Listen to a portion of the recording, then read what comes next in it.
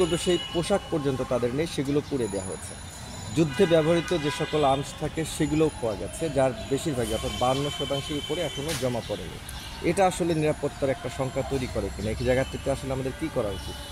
ধন্যবাদ আপনাকে। এটি আসলে নানাভাবে চিন্তার তৈরি করছে, বিশেষ করে আইনশৃঙ্খলা পরিস্থিতি স্বাভাবিক করার প্রশ্নে।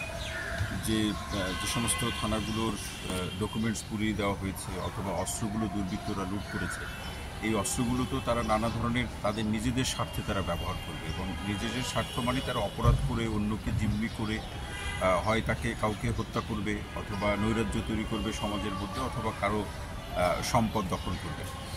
এখন এই প্রশ্নে আমরা দেখছি যে 4 তারিখ থেকে যৌথ বাহিনী কিন্তু মাঠে আছে, যে এই অস্ত্রগুলো উদ্ধার করা, এই অস্ত্রগুলো ব্যবহার করে যাদের কাছে আছে তাদের উদ্দেশ্যগুলো কী, এবং কেউ যদি অপরাধ করে থাকে তাদেরকে আইনের মুখোমুখি করা।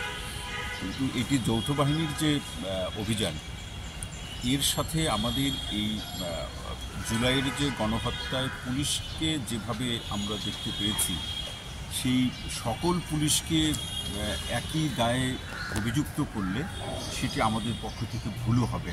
কেন ভুল হবে? যে পুলিশের যারা নীতি নির্ধারণী পর্যায়ে রয়েছেন তাদের কয়েকজনের ভূমিকার মধ্য দিয়ে সকল পুলিশ সম্পর্কে মানুষের মধ্যে একটা নেতিবাচক ধারণা তৈরি হয়েছে। এটি যেরকম সত্য, আবার কয়েকজনের ভূমিকা দিয়ে সকল পুলিশের কর্মকাণ্ড মূল্যায়ন করলেও কিন্তু সেটি ভুল হবে। সুতরাং যারা কাজে ফিরেছেন তাদেরকে কাজ করার জন্য যে সহযোগিতা, বিশেষ করে তার উপকরণগুলো, সেটি তার পোশাক কিংবা তার অস্ত্রের প্রসঙ্গ, তার সুযোগ সুবিধার প্রসঙ্গ, সেগুলো কিন্তু আসলে পর্যাপ্ত পরিমাণে দিতে হবে। সেটি বর্তমান সরকার ক্রমান্বয়ে সেই তাদের আইনশৃঙ্খলা পরিস্থিতি স্বাভাবিক করার জন্য পুলিশের যে সহযোগিতাগুলো প্রয়োজন তার পেশাগত দায়িত্ব পালনে, সেগুলো তারা দিচ্ছেন। কিন্তু এই দেওয়ার যে পরিমাণ অথবা ক্ষেত্রগুলোকে আরও বেশি দ্রুততার সাথে বাড়ানো প্রয়োজন। পাশাপাশি এই জুলাই গণহত্যার মধ্য দিয়ে পুলিশের যে কর্মকাণ্ডকে স্বাভাবিক করার প্রশ্নে অথবা ক্ষেত্রে কারো কারো মনোবল ভেঙে গিয়েছেন, সেটি হচ্ছে তার আত্মীয় স্বজন, সমাজ কিংবা পরিবারের অনেক সদস্যই কিন্তু এই পুলিশের সামগ্রিক যে ভূমিকা অথবা নেতিবাচক সম্পৃক্ততার কারণে অনেক পুলিশই কিন্তু সামাজিকভাবে কিংবা পরিবারে আত্মীয় স্বজনের কাছে একটা নেগেটিভ রোলে পরিণত হয়েছেন, একটা নেগেটিভ ভূমিকায় পরিণত হয়েছেন। তো সেই জায়গা থেকেও কিন্তু জনগণের মধ্যেও আমরা আইনশৃঙ্খলার প্রশ্নে পুলিশকে সহযোগিতা করা, তাদের কর্মকাণ্ডকে স্বাভাবিক অবস্থায় নিয়ে আসার জন্য রাষ্ট্রীয় পর্যায় থেকে বা বর্তমান সরকার যে সহযোগিতা দিচ্ছে, এর সাথে যখন নাগরিক সমাজের বা মানুষের সহযোগিতা যখন যুক্ত হবে, তখন কিন্তু সেটি একটা পরিপূর্ণতার রূপ পাওয়ার একটা অবস্থা দাঁড়াবে। তবে এটি ঠিক, যতটুকু ক্ষতি হয়েছে সেটি পুলিশের যে অস্ত্র লুট হওয়া কিংবা তার তথ্যাদি বা উপকরণগুলো পুড়িয়ে ফেলা কিংবা মনোবল ভেঙে যাওয়ার প্রশ্নে, সেটি রাতারাতি কিন্তু এটা পূরণ করা সম্ভব হবে না। এই বাস্তবতা আমাদেরকে বুঝতে হবে। তবে সমাধানটা হলো যতটুকু আছে ততটুকু নিয়ে কাজ শুরু করা। সেটি আমরা দেখছি, কিন্তু কাজ শুরু করতে গিয়েও যে একটা স্বাভাবিক যে ছন্দ ফিরে আসাটা, সেটি এখনও তৈরি হয়েছে বলে সেটি আমরা মনে করছি না। সেই জায়গাতে কিছু ঘাটতি আছে, আবার ধীরে ধীরে সেই ঘাটতি পূরণও হচ্ছে। তবে উপকরণের পাশাপাশি মানুষের সহযোগিতা কিন্তু এই সময় সবচেয়ে বেশি প্রয়োজন। সুতরাং মানুষের কাছেও রাষ্ট্রের পক্ষ থেকে কিংবা পুলিশের পক্ষ থেকে যে আবেদনটি, যে পুলিশ জনগণের হয়ে কাজ করতে চায়। আমরা অতীতে দেখেছি পুলিশ জনগণের বন্ধু থেকে শুরু করে নানা ধরনের বিশেষণ ব্যবহার করা হয়েছে, কিন্তু সেগুলো অনেকটাই ছিল একটা মৌখিক বিবৃতি বা মৌখিক বিবরণ। সুতরাং এখানে পুলিশ জনগণের বন্ধু হতে চায় অথবা আস্থার জায়গায় যেতে চায়, এটি মুখে বলার প্রয়োজন নেই, বরং এটি কর্মের মাধ্যমেই সেটি প্রমাণিত হবে।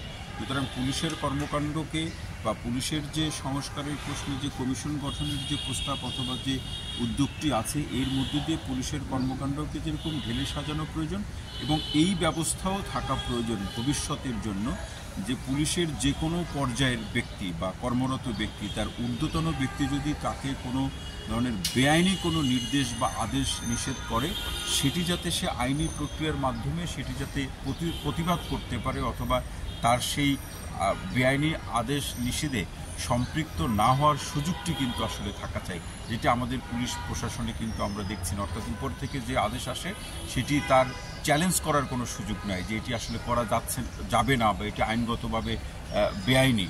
এই প্রক্রিয়াগুলো কিন্তু আসলে থাকা চাই, এবং পাশাপাশি পুলিশের কর্মকাণ্ড যখন জনবান্ধব হবে, আগে থেকে ঘোষণা করার দরকার নেই, পুলিশের কর্মকাণ্ড যখন জনবান্ধব হবে, তারা যখন প্রকৃত অর্থে জনগণের জন্য কাজ করবেন, তখনই এই যে ঘাটতিগুলো আছে আস্থার প্রশ্নে, মানুষের আইন শৃঙ্খলা পরিস্থিতি এবং সমাজের শৃঙ্খলার প্রশ্নে, এই জায়গাগুলো ধীরে ধীরে কেটে যাবে। তবে যত 2000-এর বেশি অস্ত্র এখনো রিকভার হয়নি, গুলিও আছে। এই শহীদ একটু করে পাবো, আমরা তো সবাই ঘেমে যাচ্ছে। ধন্যবাদ আপনাকে। যে অস্ত্রগুলো লুট হয়েছে, সেই অস্ত্রগুলো যাদের কাছে আছে তারা তো সেই অস্ত্রগুলোর অপব্যবহার করবে, এটা তো আমরা বুঝতেই পারছি। এখন সেই অপব্যবহার সে কীভাবে করবে? যে অন্যের সম্পদ লুট করা বা দখল করার সেই অস্ত্রগুলো ব্যবহার করবে।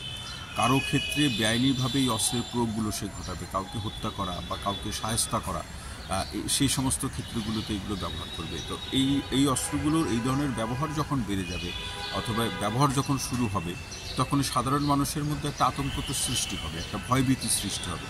তার স্বাভাবিক এই যে চলমান অবস্থা ধীরে ধীরে যখন স্বাভাবিকের দিকে যাচ্ছে এবং মানুষের যখন জীবনযাত্রার ক্ষেত্রেও এক ধরনের স্বাভাবিকতা মানুষ অনুভব করছে, তখন এই অস্ত্রগুলোও কিন্তু একটা বড় চ্যালেঞ্জ হয়ে দাঁড়াচ্ছে, বিশেষ করে অস্ত্রগুলো যাদের হাতে আছে এবং তারা এটা কীভাবে ব্যবহার করবে। সেক্ষেত্রে আইনশৃঙ্খলা বাহিনীর অভিযান, বিশেষ করে যৌথ বাহিনীর অভিযানের প্রতি আমরা অত্যন্ত আস্থার সাথে আমরা আস্থা রাখতে চাই যে তাদের অভিযানের মধ্য দিয়ে অস্ত্রগুলো উদ্ধার হবে এবং যারা এই অস্ত্রগুলো লুট করেছেন তাদেরকে আইনের মুখোমুখি তারা করতে পারবে। এবং এটি যত দ্রুততার সাথে করা সম্ভব হবে, তখন একদিকে যেরকম অস্ত্র উদ্ধার হবে, যারা অপরাধপ্রবণ ব্যক্তি তাদেরকে আইনের মুখোমুখি করা সম্ভব হবে, এর মধ্য দিয়ে আইনশৃঙ্খলা পরিস্থিতি স্বাভাবিক করার প্রশ্নে যে ঘাটতিগুলো রয়েছে কিংবা এই যে লুট হওয়া অস্ত্রগুলো যখন একটি চ্যালেঞ্জ, সেই চ্যালেঞ্জটির সমাধান হবে। পাশাপাশি সাধারণ মানুষের মধ্যে একটা স্বস্তির জায়গা তৈরি হবে যে আসলে আইনশৃঙ্খলার প্রশ্নে, আইনশৃঙ্খলা পরিস্থিতি স্বাভাবিক করার প্রশ্নে আইনশৃঙ্খলা বাহিনীর যে ভূমিকা এবং সাথে যৌথ বাহিনীর যে তৎপরতা বা তাদের যে কন্ট্রিবিউশন, সেটিকে সাধারণ মানুষের পক্ষ থেকে অভিনন্দন এবং স্বস্তির বার্তা নিয়ে আসবে সমাজে স্বাভাবিক শৃঙ্খলা তৈরির প্রশ্নে।